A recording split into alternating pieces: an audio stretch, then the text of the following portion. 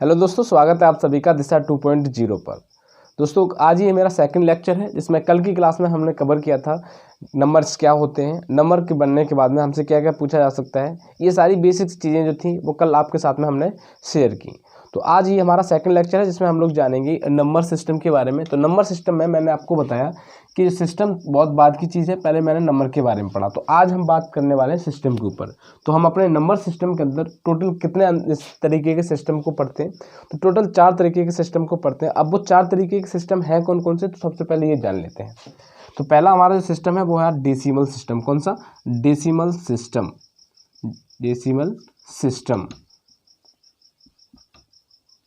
फिर उसके बाद में बात करते हैं बाइनरी सिस्टम। Binary system. फिर उसके बाद में आता है ऑक्टाडेसिमल सिस्टम। कौन सा? ऑक्टाडेसिमल सिस्टम। फिर उसके बाद में आपका आता है hexadecimal system. Hexadecimal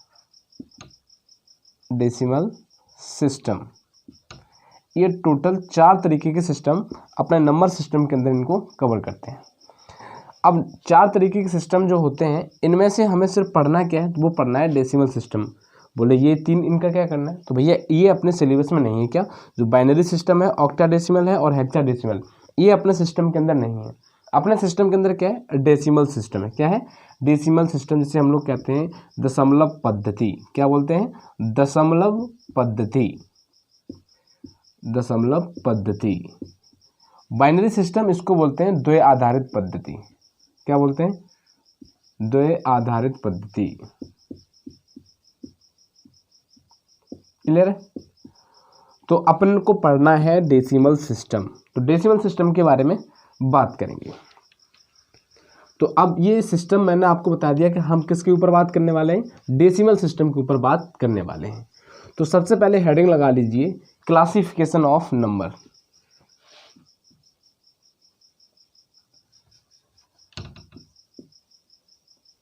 classification of number means संख्याओं का वर्गीकरण। संख्याओं का वर्गीकरण। संख्याओं के वर्गीकरण में सबसे पहले हम लोग बात करेंगे, कहाँ से स्टार्ट करेंगे, तो संख्याओं का वर्गीकरण में सबसे पहले हम बात करने वाले हैं कॉम्प्लेक्स नंबर। कौन सा? Complex number. Complex number means सम्मिश्र संख्याएं। कैसी संख्याएं? सम्मिश्र संख्याएं, जिसमें आपकी सभी तरह की संख्याएं मिक्स होती हैं, उसको क्या बोलते हैं? उसको बोलते हैं सम्मिश्र संख्याएं, means complex number. Complex number में आपकी जो भी आपकी संख्याएं होती हैं, चाहे वो आपकी रियल नंबर हो, इमेजिनरी नंबर हो, चाहे कैसी भी संख्या हो, जिसमें आपकी सभी तरह की संख्याएं मिक्स होती हैं, उसको हम लोग बोलते हैं कॉम्प्लेक्स नंबर। इस कॉम्प्लेक्स नंबर को हम 2 पार्ट्स में डिवाइड करते हैं। कौन कौन सा? पहला है आपका रियल नंबर। पहला है आपका रियल नंबर। देन है आपका imaginary number. Imaginary number. Real number को बोलते हैं वास्तविक संख्याएं। क्या बोलते हैं? वास्तविक संख्याएं। इमेजिनरी नंबर को बोलते हैं काल्पनिक संख्याएं। काल्पनिक संख्याएं, जिसकी हम कल्पना कर सकें। क्या? जिसकी हम सिर्फ कल्पना कर सकें, जिसके बारे में हम सोच सकें, वो आपकी इमेजिनरी नंबर्स होते हैं, काल्पनिक संख्याएं होती हैं। काल्पनिक संख्याएं जो होती हैं, जैसे मैं बात करूं काल्पनिक संख्या, इसको हम आई से डिनोट करते हैं। किससे डिनोट करते हैं? आई से डिनोट करते हैं, जिसे आप लोग आयोटा बोलते हैं। क्या बोलते हैं? आयोटा। आई का मान होता है आपका, आई स्क्वायर का मान होता है -1। कितना होता है? -1। और आई का मान क्या होता है? तो आई का मान हो जाता है अंडर रूट के अंदर -1। अब इसमें ये हमारे सिलेबस में नहीं है इमेजिनरी नंबर, ये जो आयोटा से इसे डिनोट करते हैं, ये कभी कभी फिजिक्स में भी पूछ लिया जाता है, और कभी कभी 1-2 क्वेश्चन ऐसा आ जाता है जो आपका ऑब्जेक्टिव टाइम में। तो वहाँ से अगर हम बात करेंगे, जैसे आयोटा, इसका पूछा क्या रहेगा, जैसे मान लीजिए कोई वैल्यू दे दी आपको 3 + का 2y, तो पूछेगा इसका कॉन्जुगेट क्या होगा। कॉन्जुगेट मतलब इसका संयुग्मी क्या होगा। तो इसका संयुग्मी जो होता है वो इसका जस्ट अपोजिट हो जाता है, तो यहाँ पर हो जाएगा 3 - का 2y। क्लियर है? इतनी बात ये आपका इमेजिनरी नंबर में पूछेगा जो मैंने आपके साथ में शेयर की। अब हम बात करेंगे रियल नंबर की। रियल नंबर मीन्स वास्तविक संख्या। रियल नंबर्स जो होते हैं इनको हम लोग 2 पार्ट्स में डिवाइड किया है। फिर से किसको? रियल नंबर को। तो हेडिंग लगा लीजिए real number. Real number means वास्तविक संख्याएं। वास्तविक संख्याएं जो होती हैं इनको हमने 2 पार्ट्स में डिवाइड किया। पहली आपकी जो संख्या है वो आपके हैं डेसिमल नंबर। कौन से हैं?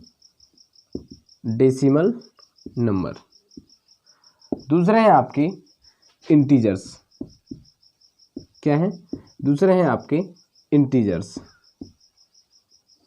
ठीक है, इनको बोलते हैं पूर्णांक। और रियल जो आपके डेसिमल नंबर है ये आपकी दशमलव संख्याएं।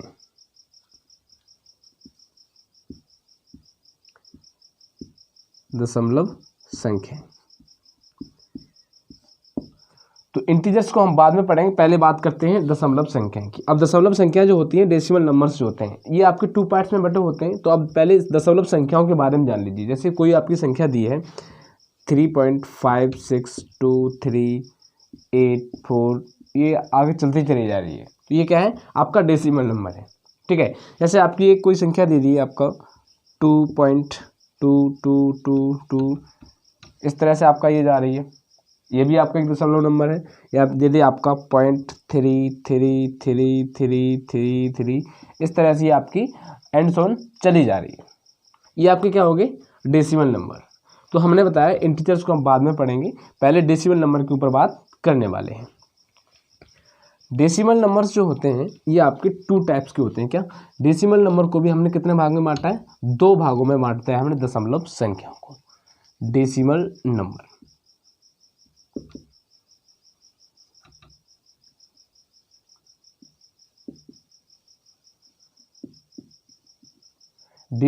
को हमने 2 भागों में बांटा। एक होता है आपका रिकरिंग डेसिमल। कौन सा? Recurring decimal. Recurring decimal. दूसरा होता है आपका non recurring decimal. Non recurring decimal. इसी को हम लोग बोलते हैं टर्मिनेट डेसिमल। क्या बोलते हैं?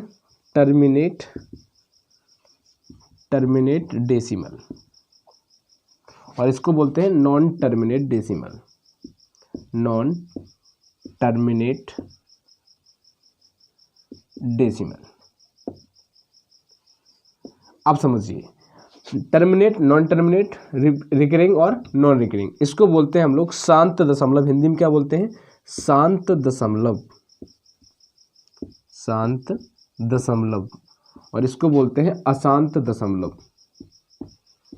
अशांत दशमलव। देखो ये नाम से ही समझ में आ गया कि भैया जो ये शांत दशमलव है और ये कैसा है? अशांत दशमलव है।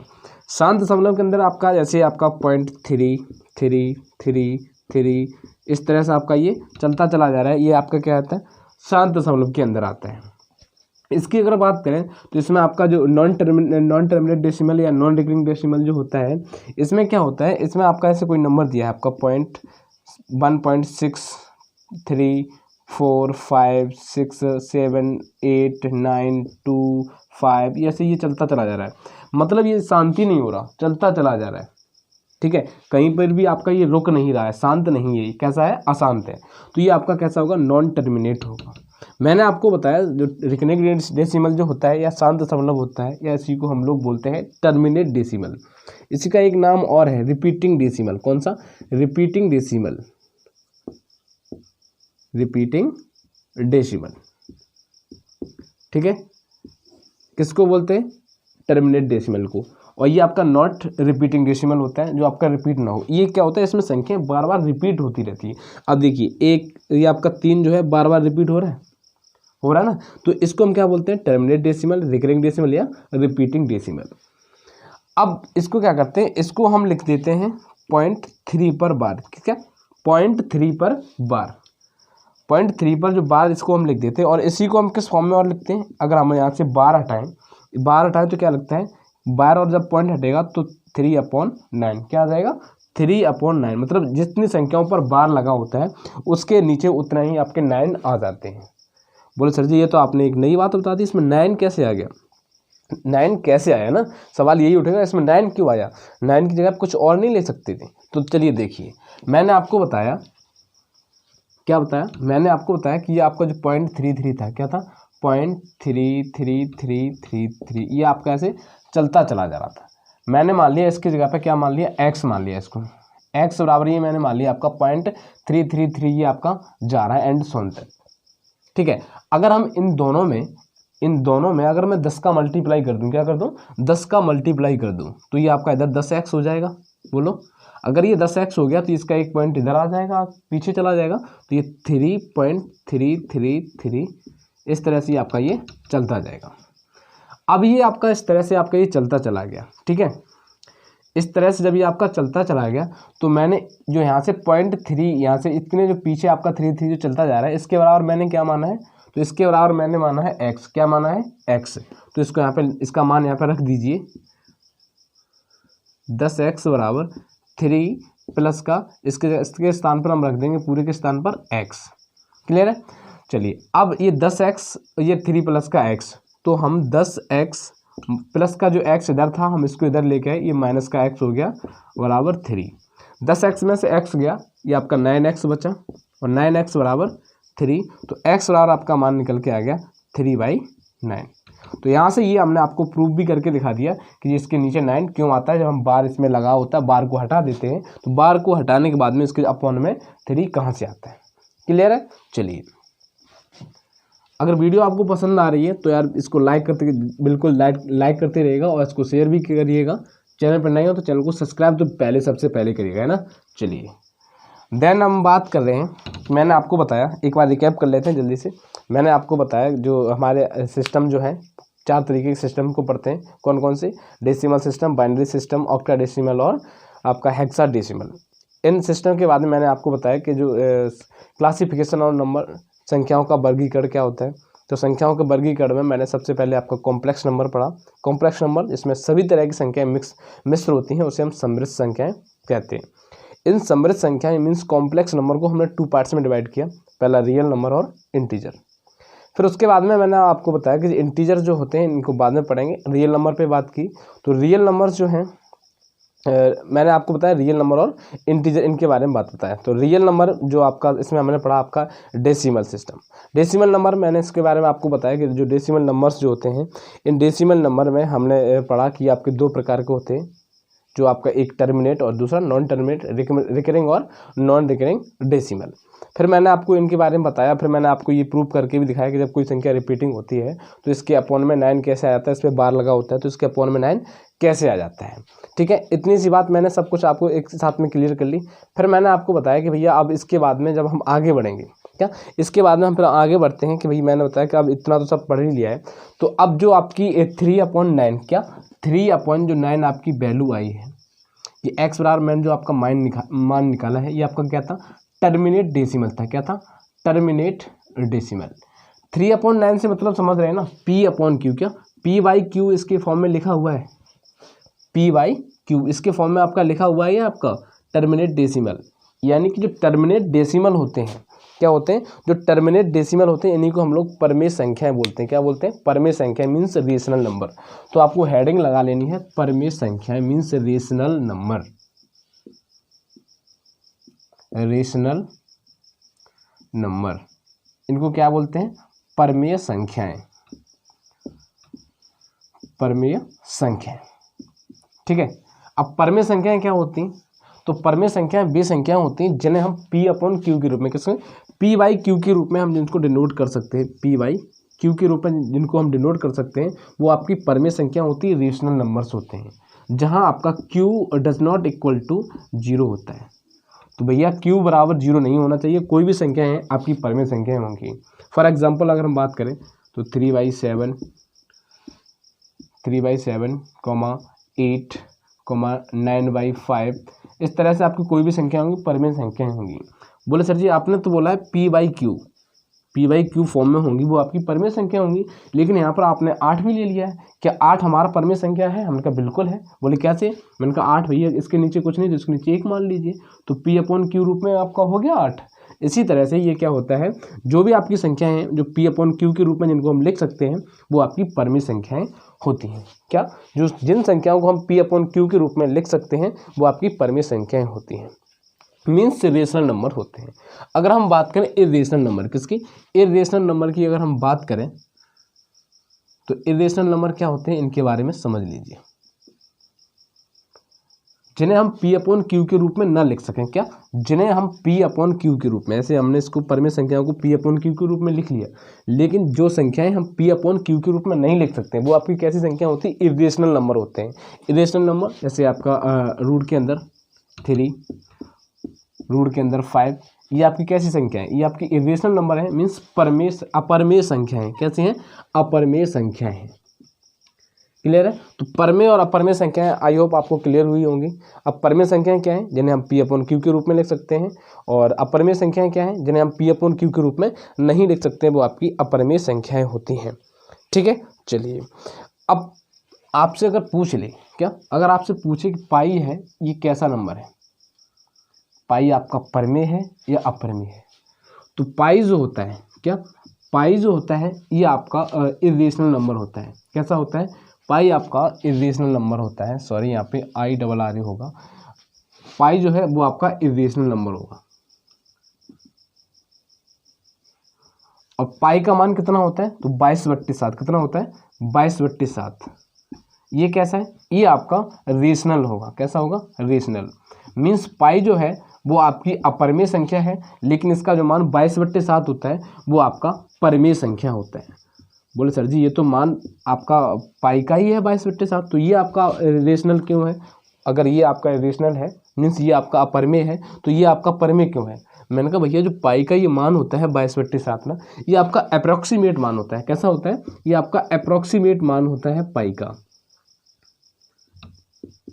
आपका अप्रोक्सीमेट मान होता है। बाई की जो है ये आपकी, इसका अगर आप इसमें भाग देंगे, 22 में 7 का भाग देंगे तो आपको पता चल जाएगा ये टर्मिनेट है या नॉन टर्मिनेट है। देखो जो आपके नॉन टर्मिनेट होते हैं वो आपके अपरमेय संख्या मीन्स इर्रेशनल नंबर्स होते हैं, और जो आपके टर्मिनेट होते हैं वो आपके रेशनल नंबर मीन्स परमेय संख्याएं होते हैं। तो अब परमेय और अपरमेय संख्याओं का आपको जो लेकर जो भी कन्फ्यूजन है वो आपका क्लियर हो गया होगा। मैंने बताया आपको पाई जो है वो आपकी इर्रेशनल है, लेकिन 22/7 जो है वो आपका रेशनल है। ठीक है, चलिए अब अगर मैं आपसे बात करूं इंटीजर्स के बारे में, किसके बारे में? इंटीजर्स के बारे में। इतना सब कुछ हमने पढ़ लिया, अब हम बात करने वाले इंटीजर्स मीन्स पूर्णांक। इंटीजर मीन्स पूर्णांक। अब हम किसके बारे में बात करने वाले? पूर्णांक के बारे में बात करने वाले। अब पूर्णांक क्या होते हैं?